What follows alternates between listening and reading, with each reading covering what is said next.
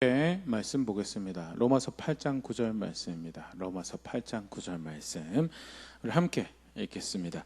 만일 너희 속에 하나님의 영이 거하시면 너희가 육신에 있지 아니하고 영에 있나니 누구든지 그리스도의 영이 없으면 그리스도의 사람이 아니라. 아멘.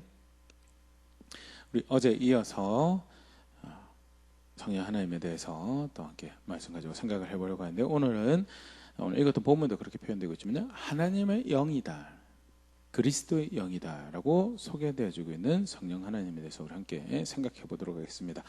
하나님의 영이다, 그리스도의 영이다 라는 표현을 우리가 자칫 잘못 이해하면 종속적인 존재로 생각하겠습니다. 상위에 더 높은 권위와 능력을 가신 하나님이 계시고 하위적인 존재로 성령 하나님이 계신다, 또는 상위에 그리스도가 계시고 하위적인 존재로 성령 하나님이 계신다라는 그런 이해를 가지고 볼 수 있는 그런 표현인데요, 절대 그걸 이야기하는 게 아니다라는 거예요.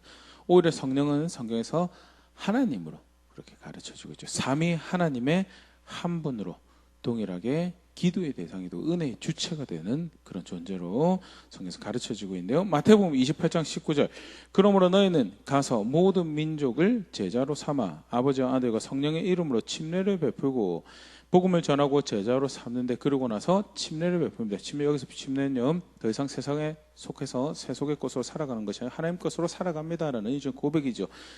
아버지와 아들과 그리고 나란히 누구의 이름으로 침례를 주라라고 이야기하면 성령의 이름으로 침례를 주라, 베풀라라고 그렇게 명령되어주고 가르쳐주고 있다는 것.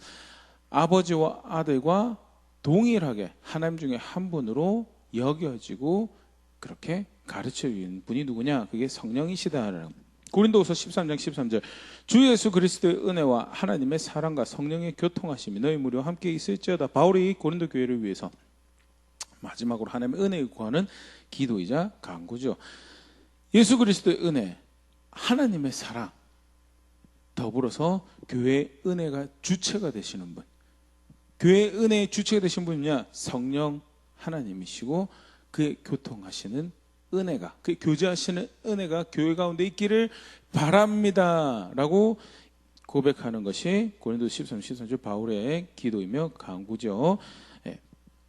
하나님만이 은혜의 주체가 되시는 것이 성경 전체 이해죠.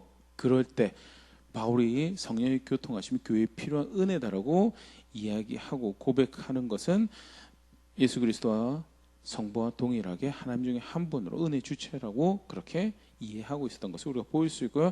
그렇게 성령은 삼위 하나님 중에 한 분이시다라고 그렇게 성경에서 가르쳐주고 있습니다. 하나님과 동일한 분으로 또 여겨지는 모습을 우리가 성경에서 볼 수 있는데요, 사도행전 5장에 보면 아나니아와 삽비라가 교회를 속이는 그런 사건이 벌어집니다. 아나니아를 이제 베드로가 그 잘못으로 마주할 때 5장 3절 베드로가 이르되 아나니아야 어찌하여 사탄이 너의 마음에 가득하여 네가 성령을 속이고 땅과 얼마를 감추었느냐. 5장 3절 성령을 속였다고 분명히 이야기하고 있는데 5장 4절에 가면요, 땅이 그대로 있을 때 네 땅이 아니면 판후에도 내 마음대로 할 수 없더냐. 어찌하여 이 일을 너의 마음에 두었느냐. 사람에게 거짓말한 것이 아니요 하나님께로다. 이것은 하나님을 속인 거다라고 이야기를 하고 있죠. 5장 4절 앞에는 성령을 속였다고 이야기하면서 5장 4절 이거는 하나님을 속였다라고 이야기하는 것은 성령을 어떤 존재로 여기는 하나님과 동등한 존재로, 동격인 존재로 이해하고 있음을 보일 수 있는 표현이고요.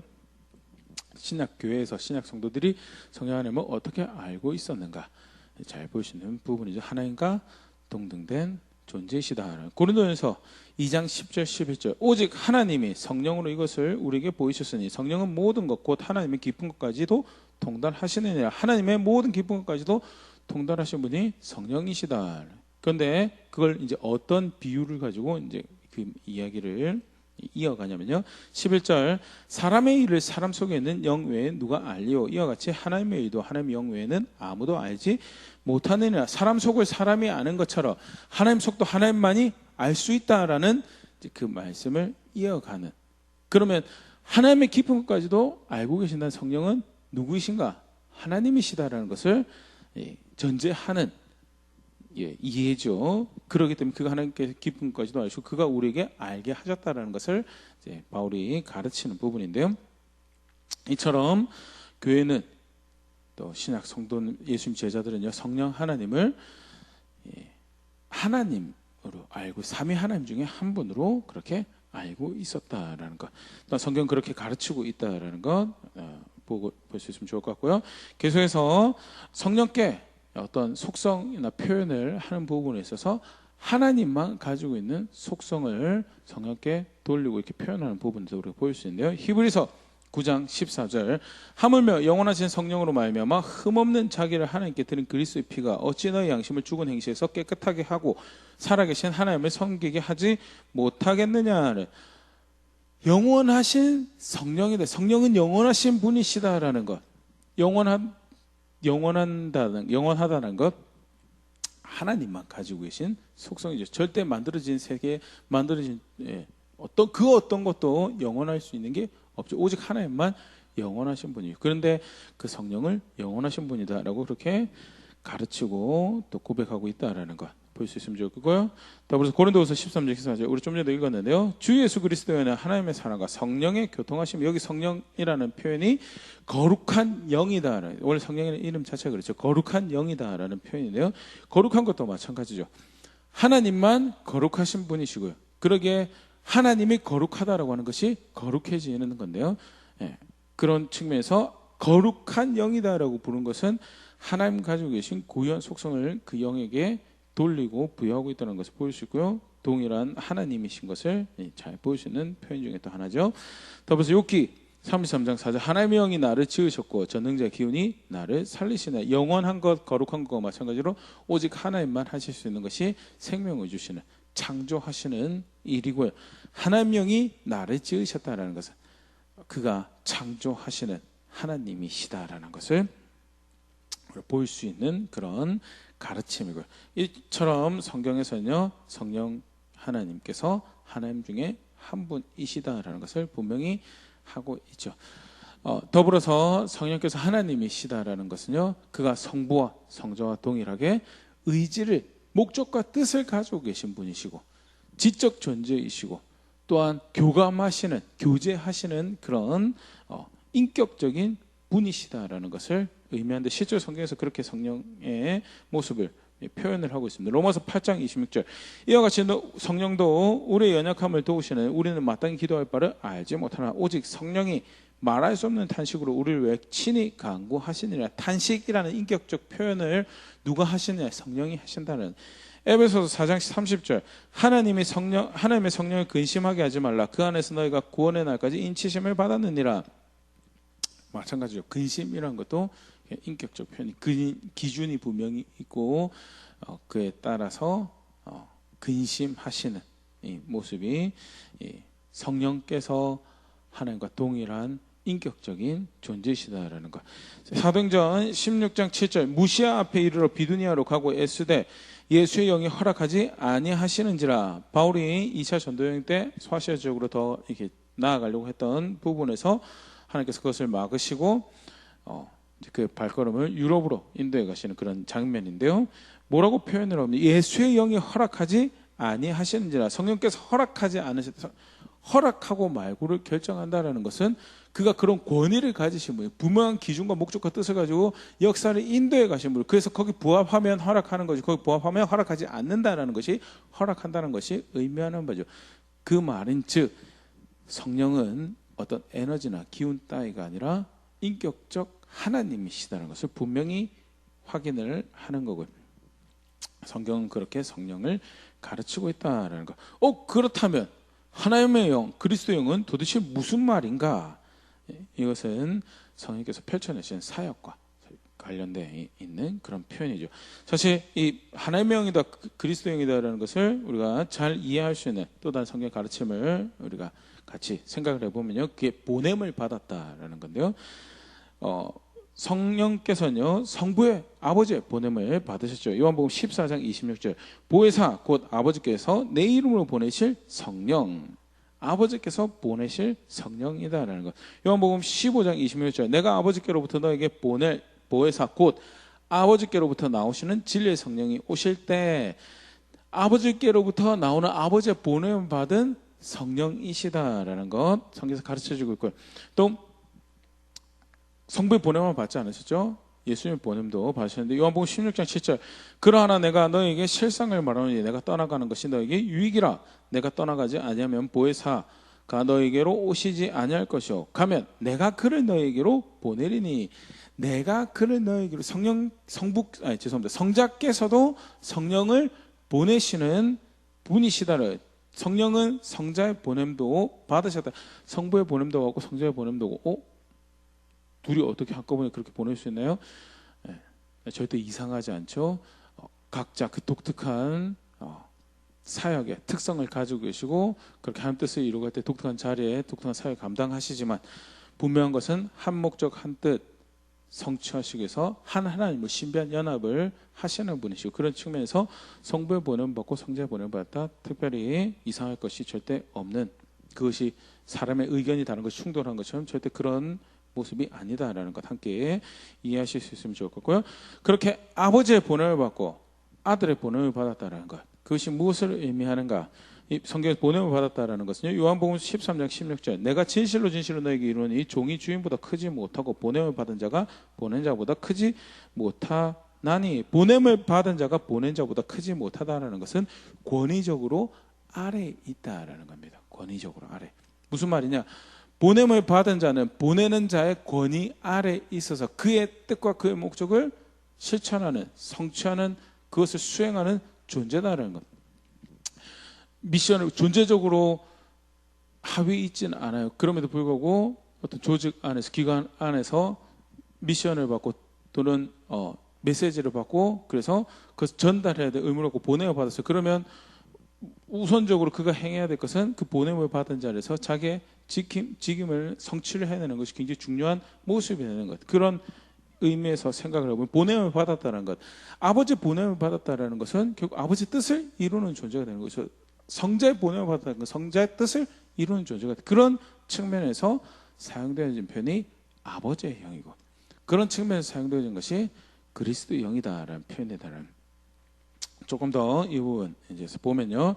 실제로 성령께서는 아버지의 뜻을 이루는 존재로 그렇게 오셔서 사용하죠. 갈라디아서 4장 6절 너희가 아들임으로 하나님이 그 아들의 영을 우리 마음 가운데 보내사 아바 아버지라 부르게 하셨느니라. 하나님이 그 아들의 영을 우리 마음 가운데 보내사 성령 하나님을 보내신 것이죠. 그래서 성령께서 오셔서 우리 가운데 사역하셔서 그 결과가 뭐냐? 성령께서 오셔서 성령을 주라고 부르는 사역을 하느냐? 성령 주가 되시는 삼위 하나님의 한 분이죠. 그럼에도 불구하고 성령께서 오셔서 사역한 결과물이 뭐냐? 아들을 예수 그리스도를 믿는 모든 자들을 그의 아들로 삼으시려고 그의 백성으로 삼으시는 하나님 뜻을 이루어서 그 성령께서 오셔서 결과물이 뭐냐? 아버지를 성부 하나님을 아버지로 부르는 자리로 그 사람들을 인도해가는 결국 뭐예요? 성부의 뜻을 이루는 그런 자리에 그런 역사를 하신 분이 성령이시다는 것. 로마서 8장 29절 하나님이 미리 아신 자들을 또한 그 아들의 형상을 본받게 하기 위해 미리 정하셨으니 이는 그로 많은 형제 중에 맏아들이 되게 하려 하심이니라. 하나님께서 구원받은 모든 자들을 정하셔 미리 선택하고 정하셔서 뭘 위해서요? 아들의 형상을 본받게 하기 위해서요. 그것을 어떻게 이루어 가신 거예요? 고린도서 3장 18절 우리가 다 수건을 벗은 얼굴로 거울을 보는 것 같이 주의 영광을 몸에 그와 같은 형상으로 변하여 영광에서 영광에 이르니 곧 주의 영으로 말미암음이니라. 하나님의 영이 성령께서 역사하셔서 주의 영이 역사하셔서 어디로 이끄냐? 영광에서 영광이 어떤 영광에서 영광이냐? 그와 같은 형상으로 변하는 영광에서 영광으로 다르게 표현하면 앞서 로마서 8장 29절에 아들의 형상을 본받는 자리에서 더욱더 본받는 자리로 인도에 가신 그 일을 하신 것이 성령의 사역이고 성령께서 그 일을 하시는 분이시다는 성경에 소개되어 있는 성령의 사역의 모습이죠. 성부만 관련해서 그렇게 일을 하시는 거야. 요한복음 16장 13절 14절 그러나 진리의 성령이 오시면 그가 너희를 모든 진리 가운데로 인도하시니 그가 스스로 말하지 않고 오직 들은 것을 말하며 장래 일을 너에게 알리시리라. 하나님이신데 오셔서 어떤 일을 하시는가? 진리 가운데 인도하신 그건 이해되는데 들은 것을 말하는 존재다. 그다음 그 의미하는 뭐가 구체적으로 좀 더 드러나는 게 14절 그가 내 영광을 나타내 내 것을 가지고 너에게 알리시겠습니다. 성자의 영광을 나타내고 성자의 것을 너에게 알리신다. 그리스도의 영광을 나타내고 그리스도의 것을 너에게 알리시는 일을 하시는 분이 성령이시다라는, 실제로 그것이 어떻게 나타나냐. 고린도전서 12장 3절. 그러면 내가 너에게 알리노니 하나님의 영으로 말하는 자는 누구든지 예수를 저주할 자라 하지 아니하고 또 성령이 아니고는 누구든지 예수를 주시라 할 수 없느니라. 성령의 사역의 결과가 어떤 식으로 나타나냐. 예수 그리스도를 주라 부르는 자리로. 근데 아까도 얘기했지만 주가 되시는 분이세요. 왜? 삼위 하나님 중에 한 분이시고 그가 은혜의 주체이세요. 그런데 정작 그가 이 땅에 오셔서 하신 사역의 결과가 뭐냐? 아버지를, 성부를 아버지라 부르는 자리에 성부의 정하신 뜻이 개개인에게 이루어진 자리로 인도해 가시고요. 또 나아가서 그가 이 땅에 오셔서 사역하신 모습이 뭐냐? 그가 친히 주가 되시지만 그러나 그의 사역의 결과는 예수 그리스도의 성자를 주라 부르는 자리로 인도해. 그게 하나님의 영이시고 그리스도의 영이시라는 성령의 사역의 모습이다라는, 보냄을 받은 자, 사실 굉장히 영광스러운 감격스러운 모습인데요. 동등된 하나님의 한 분이십니다. 누구보다도 쉽게 말해서 이 땅에 오셔서 내 인도를 따르라라고 하시고 난 다음에 자기 파벌을 만드실 수 있는, 그렇게 해서 성령을 주라 부르고 성령을 찬양하고 성령께 영광 돌리고 성령의 사람 되었다라고 그걸 조장하시고 팔을 만들어내실 수 있는 마땅한 합당한 권리와 권위를 가지신 한 분, 하나님 중에 한 분, 하나님의 삼위에 해당하시는 분이 성령 하나님이세요. 그런데도 불구하고 그 사역의 결과로 어디로 이끄시냐? 성부를 아버지라 부른 자리, 성자를 주라 부른 자리, 스스로를 구원 사역 가운데 그렇게 낮추고 심지어는 아버지의 영이라 그리스도의 영이라 스스로를 소개하고 또 불려진 자리에서 뜻을 이루어 가시는 분이 누구시냐? 성령 하나님. 그래서 성령은요, 아까도 인격적인 존재다라고 그렇게 표현했는데 그가 무엇을 목적하시고 무엇을 뜻하시는가? 아버지의 뜻을 이루고 성자의 영광을 나타내는 것이 그게 목적하는 거고 뜻하는, 그렇게 해서 하나님 백성 만들어가고 하나님께 영광을 돌리는 자리에 이르도록 하는 것이 그가 목적한 바고 뜻하는 바이다. 그렇게 한 분 하나님의 제3위의 하나님으로 하나님 백성 가운데 오셔서 예수 그리스도 안에서 하나님 백성을 만들어 가시는 일을 하신 분이 오늘 함께 살펴보고 있는 성령 하나님이시고, 그러면 오늘 우리가 살펴본 이 이해가 실제로 우리가 성령 인도를 따른다고 할 때 어떻게 상관이 있는가? 분명한 분별의 기준이 되죠. 요한일서 4장 1절에 사도 요한이 그렇게 이야기합니다. 분별해야 된다고. 영적이다라고 해서 다 하나님께서 하시는 일이 아니다라고. 영적인 것처럼 보인다고 해서 다 성령의 인도를 따르는 것이, 하나님의 인도를 따르는 것이 아니다고. 분별해야 된다라고. 근데 오늘 우리가 살펴본 내용이 어떻게 분별의 기준이 되는가? 거룩하신 하나님으로 오셔서 사역을 하는데 성부의 뜻을 이루시는 하나님의 영으로 사역을 하시고 성자의 영광을 나타내시는 그리스도의 영으로 사역하시는 성령이시다. 그러면 그 결과적으로 인도해 가시는 것이 어디겠는가? 하나님 뜻을 존중하고 그리스도 뜻을 존중한 자리로 가는 것이 실제로 성령을 따르는 모습. 왜? 그가 그런 분이시기 때문에, 그가 그런 목적과 의도를 가지고 이 땅에 오셔서 사역하시는 분이시기 때문에, 그래서 실제로 아버지의 뜻을 존중하고 그리스도의 뜻을 존중해서 그리스도를 더 닮아가고 더 깊이 사랑하고 그렇게 하나님 백성으로 가는 자리가, 그게 결국 그게 성령의 인도를 따르는 자리죠. 반대로 영적인 것 같은데 뭔가 신비로운 것 같은데 근데 하나님 뜻이 존중하는 것이 없고 성자의 뜻을 존중하는 것이 없고 오히려 그 선택이나 그 과정에 있어서 성부의 뜻을 배격하고 성부의 뜻과 성자의 가르침과 갈등을 야기하는 그런 선택들을 만들어간다. 그러면 하나님의 영의 인도를 따르는 것이 아니죠. 왜? 성경은 그렇게 소개하려고 해요. 성령 하나님은 어떤 분이시냐? 하나님의 영이시고 그리스도의 영이시다. 하나님의 영으로서 하나님 뜻을 이루어 가시는 분이시고 그리스도의 영으로서 그리스도를 주라 부르는 자리로 백성들 걸음을 인도하시는 분이시다라는 것.